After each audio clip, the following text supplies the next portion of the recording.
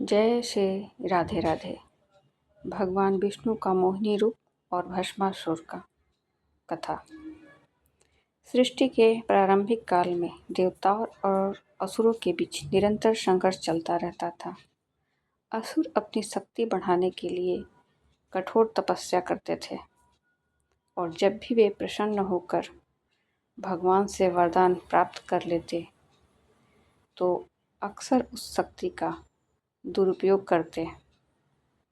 ऐसा ही एक असुर था भस्मासुर। भस्मासुर ने भगवान शिव को प्रसन्न करने के लिए भयंकर तपस्या की। उसने वर्षों तक भोजन और जल का त्याग किया, तपती धूप में खड़ा रहा और अंत में अपने ही शरीर के अंग अग्नि में समर्पित करने लगा।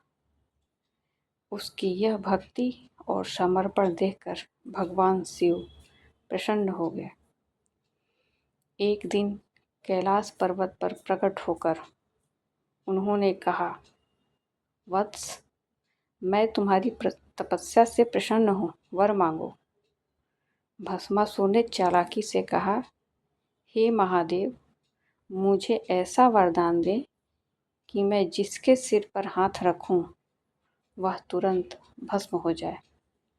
भगवान शिव जो भोले हैं, भोलेनाथ, उन्होंने बिना अधिक विचार किए उसे यह वरदान दे दिया। वरदान मिलते ही भस्मासुर के भीतर अहंकार भर गया, घमंड आ गया। उसने सोचा, अब मैं सबसे शक्तिशाली हूँ। उसने अपनी शक्ति की परीक्षा लेने के लिए स्वयं भगवान शिव पर ही हाथ रखने का प्रयास किया। भगवान शिव यह देखकर चौंक गए। उन्हें अब समझ आ गया कि इन्होंने बिना सोचे समझे यह वरदान देकर बड़ी भूल कर दी है। भस्मासुर उनके पीछे पीछे दौड़ पड़ा और शिव जी को अपनी रक्षा के लिए भागना पड़ा। देवताओं में भय उत्पन्न हो गया। पूरा ब्रह्मांड इस दृश्य को देखकर भयभीत हो गया। देवतागण घबरा गए कि यदि भस्मासुर सफल हो गया तो सृष्टि का संतुलन बिगड़ जाएगा।